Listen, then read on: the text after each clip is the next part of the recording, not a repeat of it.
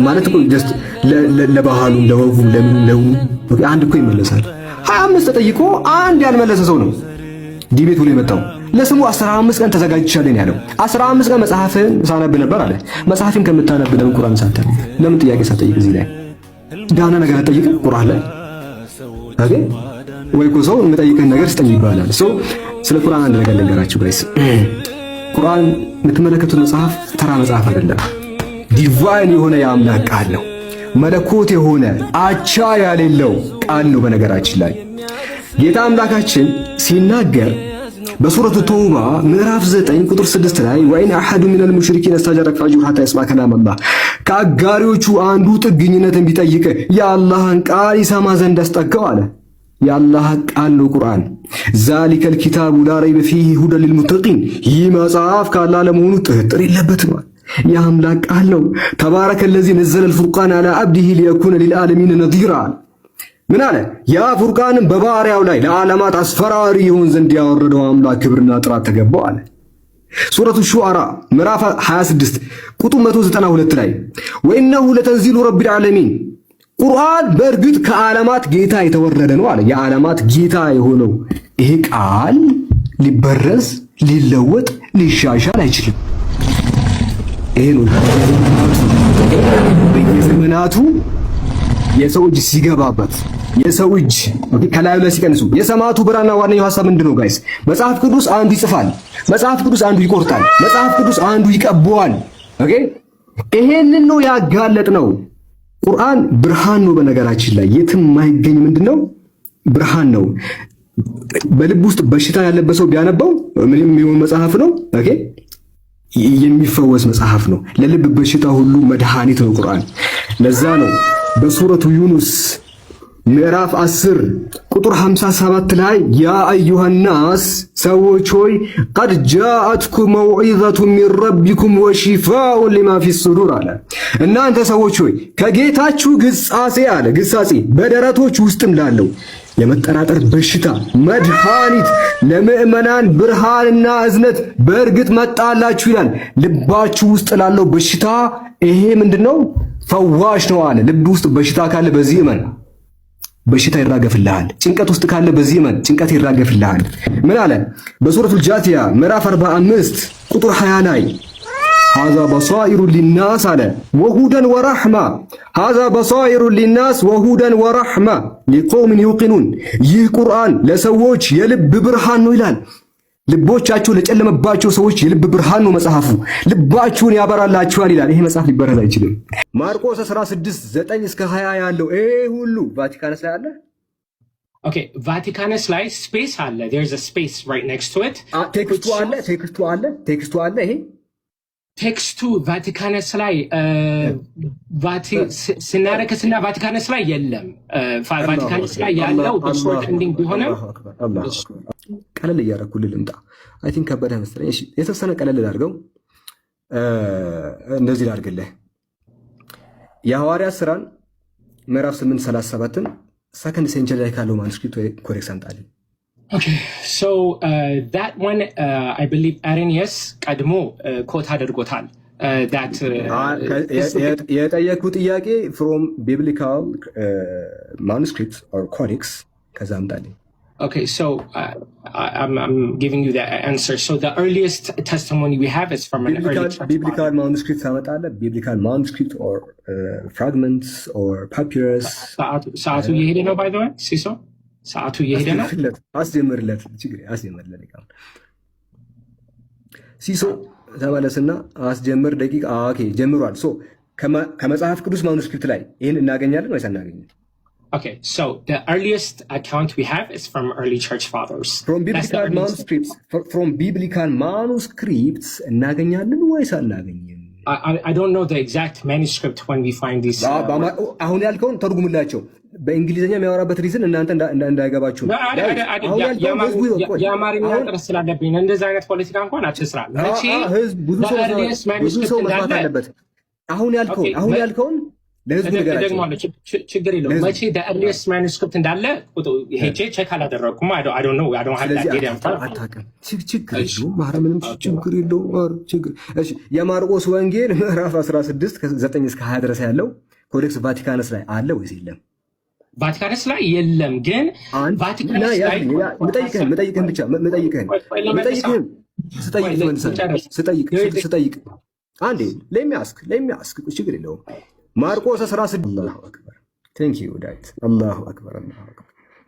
አረ አጨብጭቡ፣ አረ ኮሜንት ላይ አጨብጭ። እሺ ሁለተኛ እንዲመለስ አልፈለክም መሰለኝ ባይሆን እንዴ መልሳል። የለም አልከኝ እኮ ይሄ እኮ የሚያስጨበጭብ እኮ ነው። በጣም ደስ የሚል ነገር ነው። የዮሐንስ ወንጌል ምዕራፍ 8 ከ1 እስከ 11 ድረስ ያለው ሰከንድ ሴንቸሪ ማኑስክሪፕት ላይ አለ።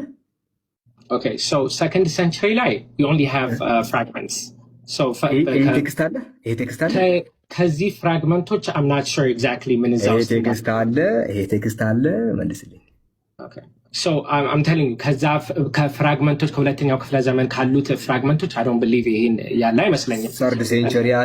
ሰርድ ሴንቸሪ ሳለ so እስከ አራተኛው ክፍለ ዘመን ያሉን ፍራግመንቶች ነው there we have pieces አለ ወይስ የለም? I'm not sure. I have to go check ዮሐንስ ወንጌል ምዕራፍ 8 I'm not sure ለምንድን ነው ሳታጠና የመጣው? ሁሉንም እንትን በቃሌ አልያዝኩትም። I don't know when the earliest 15 ቀን የወሰድከው 15 ቀን ሙሉ ልዘጋጅበት ያልከው እንዳለ መመለስ ነው ወዳጄ። the earliest manuscript መቼ ላይ 15 ቀን ሙሉ ምን ስትሰራ ነበረ? 15 ቀን ሙሉ ይሄንን ሳትዘጋጅ እንዴት ትመጣለህ? እሺ በጣም ጥሩ ፖለቲካ ነው by the way። ግን አይደለም 15 ቀን ነው 15 ቀን ሙሉ ይሄንን እንዴት ነው የማትዘጋጅበት ነው? እሺ ስለዚህ የኔ መልስ ምንድነው the earliest manuscript መቼ እንደገባ the exact date I don't know. እንትን የለህም። ሰና ማኑስክሪፕት ተነሳ። ስለ ቁርአን አንድ ነገር ልንገራችሁ ጋይስ። ቁርአን የምትመለከቱት መጽሐፍ ተራ መጽሐፍ አይደለም። ዲቫይን የሆነ የአምላክ ቃል፣ መለኮት የሆነ አቻ ያሌለው ቃል ነው። በነገራችን ላይ ጌታ አምላካችን ሲናገር በሱረቱ ተውባ ምዕራፍ 9 ቁጥር 6 ላይ ወይን አሐዱ ሚነል ሙሽሪኪን አስተጃረቀ ፈጁ ሐታ ይስማ ከላም አላህ ከአጋሪዎቹ አንዱ ጥግኝነትን ቢጠይቅ የአላህን ቃል ይሰማ ዘንድ አስጠጋው አለ። የአላህ ቃል ነው ቁርአን። ዛሊከል ኪታቡ ላ ረይበ ፊሂ ሁደን ሊልሙተቂን ይህ መጽሐፍ ከአላህ ለመሆኑ ጥርጥር የለበትም። የአምላክ ቃል ነው። ተባረከ ለዚ ነዘለል ፉርቃን አላ አብዲሂ ሊየኩነ ሊልዓለሚን ነዚራ። ምን አለ? ያ ፉርቃንን በባሪያው ላይ ለዓለማት አስፈራሪ የሆን ዘንድ ያወረደው አምላክ ክብርና ጥራት ተገባው አለ። ሱረቱ ሹዓራ ምዕራፍ 26 ቁጥር 192 ላይ ወኢነሁ ለተንዚሉ ረቢል ዓለሚን ቁርአን በእርግጥ ከዓለማት ጌታ የተወረደ ነው አለ። የዓለማት ጌታ የሆነው ይሄ ቃል ሊበረዝ፣ ሊለወጥ፣ ሊሻሻል አይችልም። ይሄ ነው የዘመናቱ የሰው እጅ ሲገባበት የሰው እጅ ከላዩ ላይ ሲቀንሱ የሰማዕቱ ብራና ዋነኛው ሐሳብ ምንድነው ጋይስ? መጽሐፍ ቅዱስ አንዱ ይጽፋል፣ መጽሐፍ ቅዱስ አንዱ ይቆርጣል፣ መጽሐፍ ቅዱስ አንዱ ይቀበዋል። ኦኬ ይሄንን ነው ያጋለጥ ነው። ቁርአን ብርሃን ነው። በነገራችን ላይ የትም የማይገኝ ምንድነው? ብርሃን ነው። በልብ ውስጥ በሽታ ያለበት ሰው ቢያነባው ምን የሚሆን መጽሐፍ ነው? ኦኬ የሚፈወስ መጽሐፍ ነው። ለልብ በሽታ ሁሉ መድኃኒት ነው ቁርአን። ለዛ ነው በሱረቱ ዩኑስ ምዕራፍ 10 ቁጥር 57 ላይ ያ አዩሃናስ ሰዎች ሆይ ቀድ ጃአትኩም መውዒዘቱ ሚን ረቢኩም ወሺፋኡን ሊማ ፊ ሱዱር አለ። እናንተ ሰዎች ሆይ ከጌታችሁ ግሳጼ አለ ግሳጼ በደረቶች ውስጥም ላለው የመጠራጠር በሽታ መድኃኒት ለምእመናን ብርሃንና እዝነት በእርግጥ መጣላችሁ ይላል። ልባችሁ ውስጥ ላለው በሽታ ይሄ ምንድነው? ፈዋሽ ነው አለ። ልብ ውስጥ በሽታ ካለ በዚህ እመን፣ በሽታ ይራገፍልሃል። ጭንቀት ውስጥ ካለ በዚህ እመን፣ ጭንቀት ይራገፍልሃል። ምን አለ?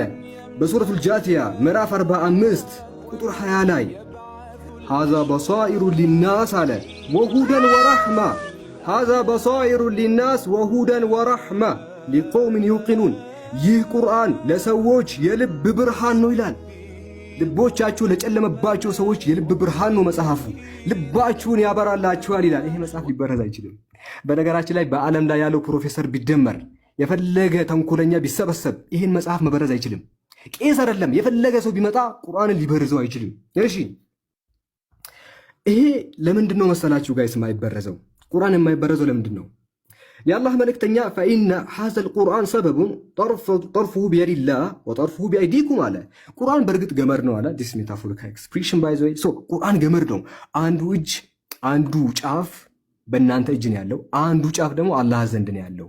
ያዙት አጠሙ ማለት በዚህ ቁርአን የሚያምን የሚጠም የለም። ይሄን ቁርአን የሚከተል የምር ይሄንን ቁርአን የልቡ መድኃኒት የልቡ ብርሃን መገሰጫ ያደረገ ሰው ሊጠፋ አይችልም። የተበረዘ መጽሐፍ ቢከተል ግን ይሄን መጽሐፍ የሚከተል ሰው በሽተኛ ሲሆን ነው የምናውቀው።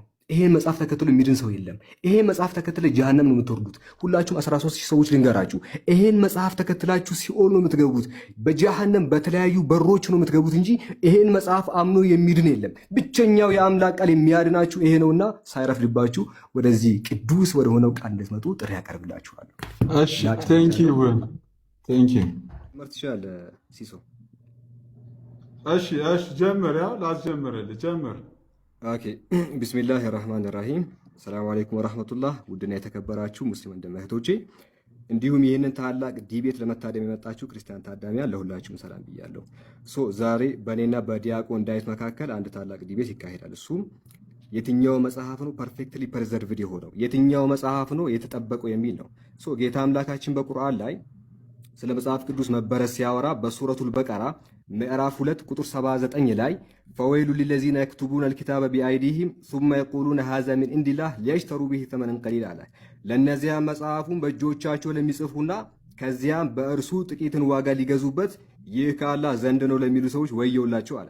ሰዎች መጽሐፍቶችን በእጆቻቸው እየጻፉ ወደ አምላክ ያስጠጋሉ፣ የአምላክ ቃል ነው ይላሉ። በእጆቻቸው እያዘጋጁ ይህ ከአምላክ ቃል ነው እንደሚሉ እንግዲህ ቁርአን ይናገራል። ይሄ ማለት ምንድነው?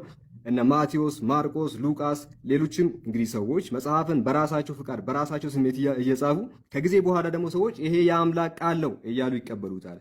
ይሄ ታላቅ ብርዘት ነው። ለዛ ነው በሱረቱ አሊ ኢምራን ምዕራፍ 3 ቁጥር 71 ላይ ያ አህለል ኪታብ የመጽሐፉ ሰዎች ሆይ ሊመተልቢሱን አልሐቀ ቢልባጢል ወተክቱሙን አልሐቀ ወንቱም ተዕለሙን አለ።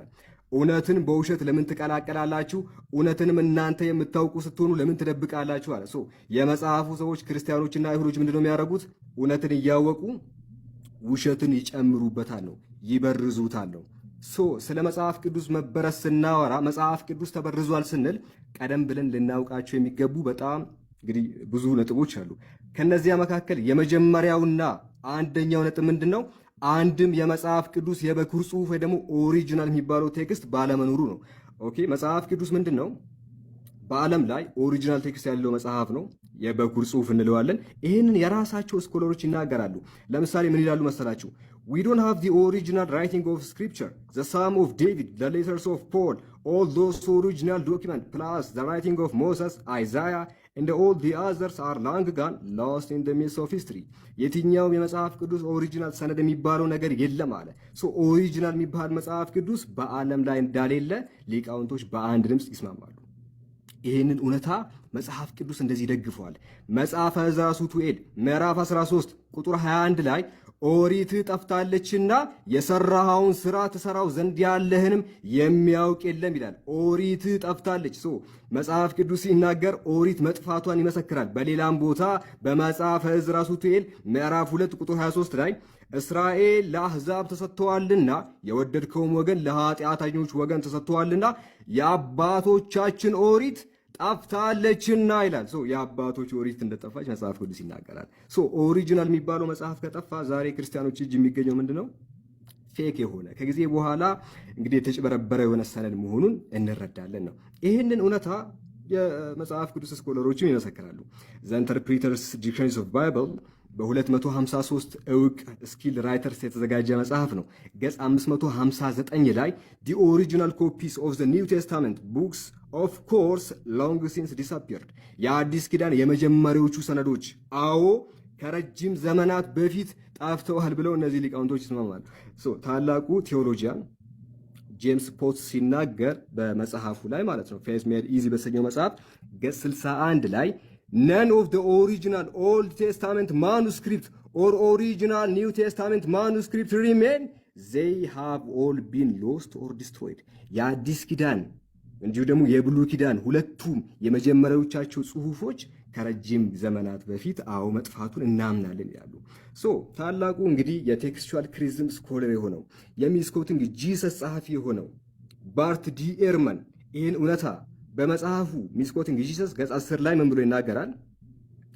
ኖት ኦንሊ ዱ ዊ ኖት ሃቭ ዲ ኦሪጂናልስ፣ እኛ ኦሪጂናሉ ብቻ አይደለም ያሌለን፣ ዊ ዶንት ሃቭ ደ ፈርስት ኮፒስ ኦፍ ደ ኦሪጂናልስ፣ የኦሪጂናል የመጀመሪያው ኮፒ ራሱ የለንም አለ።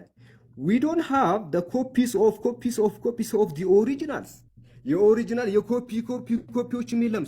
ኦሪጂናል ብቻ ሳይሆን ያሌለው የኦሪጂናል የኮፒዎች እንኳን የለም። እጃችን ላይ ያለው አለ they are copies made many centuries later፣ እጃችን ላይ ያለው ከብዙ ክፍለ ዘመናት በኋላ የተጻፉ ናቸው ይላል።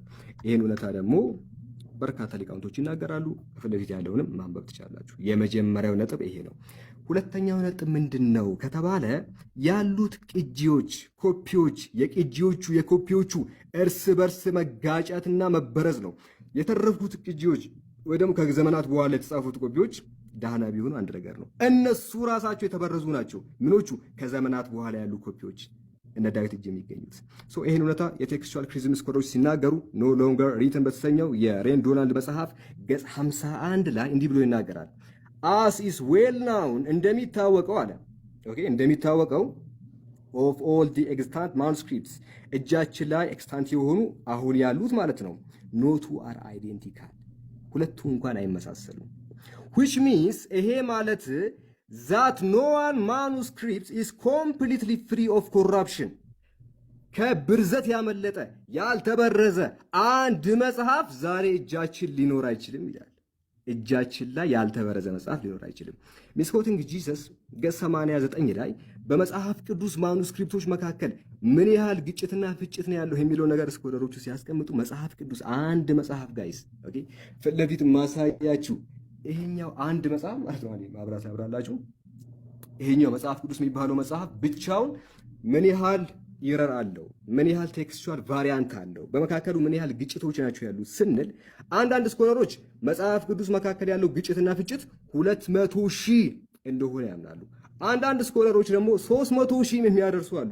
አንዳንድ ስኮለሮች መጽሐፍ ቅዱስ መካከል ያለው ብርዘት 400,000 ነው የሚሉም አሉ። ኢማጂን አንድ መጽሐፍ ብቻውን ወደ 400,000 ያህል ግጭት በመካከሉ ሲይዝ ይሄ መጽሐፍ ጤናማ ነው ወይ ስንል አይደለም። ጤናማ አይደለም የሚለው በነገራችን ላይ ሳላ ብቻ ሳይሆን ዲያቆን ዳዊት ሙሉነህ በኋላ በራሱ አንደበት ይህንን ሲናገር አሰማችኋለሁ። ሊ ማርቲን ማክዶናልድ እንግዲህ ቴዎሎጂያን እና የአዲስ ኪዳን ምሁር ነው። ፎርጋትን ስክሪፕቸር በተሰኘው መጽሐፉ ገጽ 201 እስከ 203 ላይ ይህንን ይናገራል። እጃችን ላይ ያሉ ኮፒዎች ጤናማ ናቸው ወይ በሚለው ዙሪያ እንዲህ አለ። ይህ ማለት አለ እጃችን ላይ ያለን መጽሐፍ በመካከላቸው በመቶ ሺዎች የሚቆጠር ልዩነት ካላቸው የቅጂዎች ላይ የተቀዳ ነው። መጽሐፍ ቅዱሳችን ሆን ተብሎ በሰው እጅ የተበረዙና በግልባጭ ወቅት በርካታ ስህተት የተገኘባቸው ጽሁፎች ላይ የተመሰረተ ነው። የምንባባዊ ህያሴ ሊቃውንቶች፣ የቴክስቹዋል ክሪቲሲዝም ሊቃውንቶችና ተርጓሚዎች አንድም እንከን አልባ የመጽሐፍ ቅዱስ ጽሁፍ እንዳሌለ ይገልጻሉ። ቴክስቹዋል ክሪቲሲዝም የሚሰሩ ሊቃውንቶች እያንዳንዳቸው ምን ያምናሉ? አንድም ዳህና ያልተበረዘ መጽሐፍ አለ ብለው አያምኑ። እያንዳንዱ የሰው እጅ የገባበት እያንዳንዱ መላቅጡ የወጣ መጽሐፍ። ሁለተኛው ነጥብ እሱ ነው። ሶስተኛው ነጥብ ምንድን ነው ጋይስ? የቤተ ክርስቲያን አባቶች ወይ ቸርች ፋዘርስ የሚባሉት የራሳቸው ወገን መጽሐፍ ቅዱስ እንግዲህ ባይብል የሚባለው መጽሐፍ መበረዙን ማመናቸው ነው። አዎ ቸርች ፋዘሮች የቤተ ክርስቲያን አባቶች መጽሐፍ ቅዱስ የተበረዘ ሰነድ እንደሆነ ይናገራሉ። የራሳቸው ወገን እኮ ነው ጋይስ። ቁርአን ሲናገር በሱረቱ ዩሱፍ ምዕራፍ 12 ቁጥር 26 ላይ ወሻሂደ ሻሂዱ ሚን አህሊሃ አለ። የራሳቸው ወገን መሰከረባቸው አለ። የራሳቸው ወገን ሲመሰክርባቸው ላሳያቸው። የመጀመሪያው ሰው እንግዲህ ማን ነው ካላችሁ ቅዱስ ዩሩማሲስ ነው። ሴንት ጄሮም ነው። 420 አካባቢ የነበረ የቤተ ክርስቲያን አባት ነው። በዚህ በምትመለከቱት በኮምፕሊት ኒስን ኤንድ ፖስት ኒስን ፋዘርስ በተሰኘው መጽሐፍ ሰከንድ ሲሪስ ላይ ወይ ደግሞ የራሱ መልእክት ከፈለጋችሁ 57ኛው መልእክት 11ኛው ቁጥር ላይ እንዲህ ብሎ ይናገራል።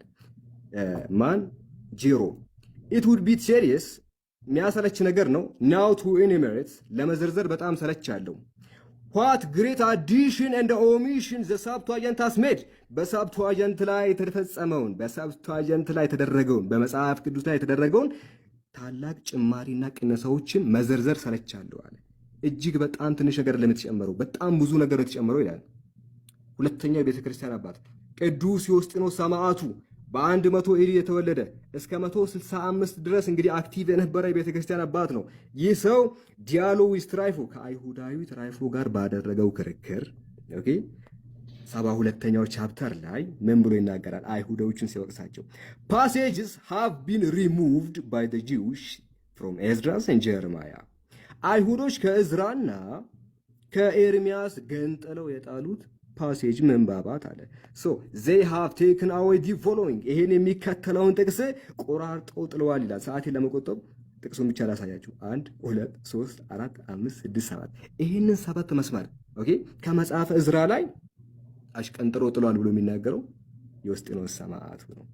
እሺ ሌላኛው የቤተክርስቲያን አባት ቅዱስ ሄራኒየስ 130 ኤዲ ላይ የነበረ ታላቅ የቤተክርስቲያን አባት ነው።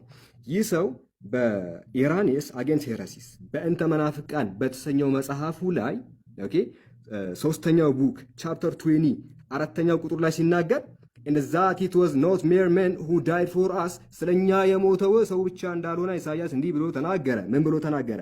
and the holy lord remember ቅዱስ እግዚአብሔር አስታወሰ his dead Israel የሞተውን ህዝቡን እስራኤልን አስታወሰ who had slept in the land of sepulture በመቃብር ምድር ያረፈውን ሙት የሆነውን ህዝበ እስራኤልን አሰበ he came down to preach salvation to them that he may save them ለእነርሱ ማዳኑን ሊሰብክላቸው ወረደ ይላል ብሎ ኢሳይያስን ይጠቅሳል። ኢሳይያስ ላይ ይህንን ጥቅስ በባትሪ ብትፈልጉ አታገኙም። ኦኬ በየትኛውም ሳይንስ ብትፈልጉ ይህንን ጥቅስ ኢሳይያስ ላይ አታገኙትም። ተገንጥሎ የተጣለ ጥቅስ ነው። ሌላኛው የቤተክርስቲያን አባት ቅዱስ ቀላሜንጦስ ዘሮም ነው። የሮሙ ቀላሜንጦስ ነው። ምን ብሎ ይናገራል? በዲ አፖስቶሊክ ፋዘርስ በሐዋርያነ አበው መጽሐፍ ላይ ኦኬ በሐዋርያነ አበው መጽሐፍ ላይ የራሱን ኤፒስትል ከፈለጋችሁ ሰከንድ ኤፒስትል ምዕራፍ 8 ቁጥር 5 ላይ ወይ ደግሞ 16 ምንድነው ሰከንድ ኤፒስትል ሁለተኛው መልእክቱ ላይ ምን ብሎ ይናገራል? ታላቁን ካልጠበቃችሁ እሺ ትንሹ ማንስ ይሰጣችኋል? እውነት እውነት እላችኋለሁ ከሁሉ በሚያንስ የታመነ በብዙ ደግሞ የታመነ ነው ብሎ ጌታችን for the Lord said in the gospel ጌታችን በወንጌል ውስጥ እንዲህ ብሏል አለ። ታላቁን ካልጠበቃችሁ ታላቁን ታናሹን አልሰጣችኋል። ኦኬ ታናሹን ካልጠበቃችሁ ታላቁን ማይሰጣችኋል እላችኋለሁና ከሁሉ በሚያንስ የታመነ በብዙ ደግሞ የታመነ ነው የሚለው ጌታችን በወንጌል እንዲህ ብሎ ተናግሯል አለ። በነገራችን ላይ ግልጽ ነው። ሉቃስ ወንጌል ምዕራፍ 16 ቁጥር 10 ላይ ግማሹ ጥቅስ አለ። ኦኬ እቺ ግማሽ ጥቅስ አለች። የሉቃስ ወንጌል ምዕራፍ 16 ቁጥር 10 ላይ እቺ ግማሽ ጥቅስ አለች። ጥቁሩ አለ ቢጫው የለም። ጥቁሩ አለ ቢጫው የለም። እቺ ቢጫዋ ከወንጌል ተገንጥላ የወጣች ጥቅስ ናት። ሶ ይሄ ሶስተኛ ነጥብ ነው መጽሐፍ ቅዱስ በረዞን የሚነግረን። አራተኛው ፖይንት ምንድነው? በግልጽ መጽሐፍ ቅዱስ ላይ የተጨመሩ ጥቅሶች ኢንተርፖሌሽኖች ከጊዜ በኋላ ዘው ብለው መጽሐፍ ቅዱስ ውስጥ የገቡ ምንባባትን ላሳያችሁ። በነገራችን ላይ አንድ ሳይሆን በጣም ብዙ ላሳያችሁ። የመጀመሪያው መጽሐፈ ሳሙኤል ቀዳማዊ ምዕራፍ 2ን ብንመለከት ከቁጥር 8 ላይ ያለው ከጊዜ በኋላ የተጨመረበት ጥቅስ ነው። መጽሐፈ ሳሙኤል ቀዳማዊ ምዕራፍ 2 ቁጥር 10 እሱም ኢንተርፖሌሽን ነው። ትንቢተ አሞጽ ምዕራፍ 1 በነገራችን ላይ ጊዜ ስላይለኝ ነው በኋላ ልናነበው እንችላለን። ቁጥር 1 3 እስከ 4 ድረስ ያሉት ኢንተርፖሌሽን ናቸው። ትንቢተ ኤርሚያስ ምዕራፍ 2 ቁጥር 28 ኢንተርፖሌሽን ነው፣ ከጊዜ በኋላ የተጨመረበት ነው። እሺ ትንቢተ ኢሳይያስ ምዕራፍ 60 ቁጥር 14 ከጊዜ በኋላ የተጨመረበት ጥቅስ ነው። እሺ መጽሐፈ ኢያሱ ወልደ ነዌ ምዕራፍ 24 ቁጥር 30 ከጊዜ በኋላ የተጨመረበት ጥቅስ ነው። አላለቀም ጋይስ፣ ይሄ ብቻ አይደለም፣ በጣም ብዙ ነው ያለው። አንድ ሁለቱን ብቻ ከፍቼ እንደ ኤግዛምፕል ላሳያችሁ። አልተነካም። ኦኬ የዮሐንስ ወንጌል ምዕራፍ 8 ሙሉ ፊት ለፊት የምትመለከቱት ከመጀመሪያው እስከ መጨረሻው ይሄ ሁሉ መጽሐፍ ቅዱስ የሚመስለው ነገር የቄሶቻችን የእጅ ስራና ውጤት ነው። ከጊዜ በኋላ የተበረዘ ጥቅስ ነው። እሺ ማኑስክሪፕቶች ቢፈልግ በባትሪ ብንፈልግ ማናገኘው ጥቅስ ነው። ኮዴክስ ቫቲካናት ላይ ብትፈልጉት የለም። እሺ ኮዴክስ ቤዛ ላይ ብትፈልጉት የለም። እሺ እዚህኛው ፓፒረስ 66 ላይ ብትፈልጉት የለም። ይሄንን ሊቃውንቶች የራሳቸው ስኮላሮች ሲናገሩ እናያለን። ሌላ ጭማሪ የማርቆስ ወንጌል ምዕራፍ 16 ከቁጥር 9 ጀምሮ እስከ 20 ድረስ ያለው ይሄ ሙሉ ከጊዜ በኋላ የተጨመረበት ጥቅስ ነው። ሲታይ መጽሐፍ ቅዱስ ነው የሚመስለው ጋይስ። እንዴ ስታዩት መጽሐፍ ቅዱስ ነው የሚመስለው። እግዚአብሔር ምናምን ነው የሚለው ቃሉ። የለም ቄሶች የጨመሩት የቄሶች ጭማሪ እንጂ መጽሐፍ ቅዱስ ውስጥ ጥንት ያልነበረ መጽሐፍ ነው። ለዛ ነው ኤንሸንት ማኑስክሪፕትን ስታጠኑ ኮዴክስ ሳይናቲካስን ቼክ ስታደርጉ የለም። ለዛ ነው ክላሲካል ፊሎሎጂ በተሰኘው መጽሐፍ ላይ ኢትስ ሎንግ ኢንተርፖሌሽን አት ማርክ 16:15 ይሄ ታላቅ ጭማሪ ነው ብሎ የሚናገሩት ራሳቸው ናቸው። የሐዋርያት ሥራ ምዕራፍ 8 ቁጥር 37 ፊልጶስን በፍጹም ልብ ብታምን ተፈቅዷል አለው። መልሶም ኢየሱስ ክርስቶስ የእግዚአብሔር ልጅ እንደሆነ አምናለሁ አለ። መጽሐፍ ቅዱስ ነው የሚመስለው አይደል? የተጨመረ ጥቅስ ነው። ኮዴክስ ቫቲካናስን ብትመለከቱ፣ ኮዴክስ ሳይናቲካስን ብትመለከቱ የለም። 36 ካለ በኋላ ስንት ነው ቁጥሩ የምታውቁት እናንተ? ቁጥር 36 ካላችሁ በኋላ ስንት ነው የምትሉት? 37 ነው የምንለው። የለም መጽሐፍ ላይ 38 ብሎ ነው የሚጀምረው። ለዛ ነው የእንግሊዝኛ ቅጂዎች አክት ሐዋርያ ሥራ ምዕራፍ 8 32 33 34 35 36 38 wait a minute እዚህ ጋር ተሽቀንጥሮ የወጣ ጥቅስ አለ 37ኛው ማለት ነው። ከጊዜ በኋላ ሲጨምሩበትና ከውስጡ ገንጥለው ሲጥሉ በጣም ብዙ ማስረጃዎች አሉ። ደቂቃ ስላለቀ ኢንሻአላህ ይሄ መጽሐፍ ቅዱስ እናንተ ከምታስቡት በላይ ለፊት የምትመለከቱት ይሄ መጽሐፍ እናንተ ከምታስቡት እናንተ ከምታምኑት በላይ ተጨምሯል። እያንዳንዱን እዚህ ውስጥ ያለውን ጉድ በሚቀጥለው ኢንሻአላህ የሚሄድበት ይሆናል። መጽሐፍ ቅዱስ ተበርዟል። እሺ ቴንኪው ሳላ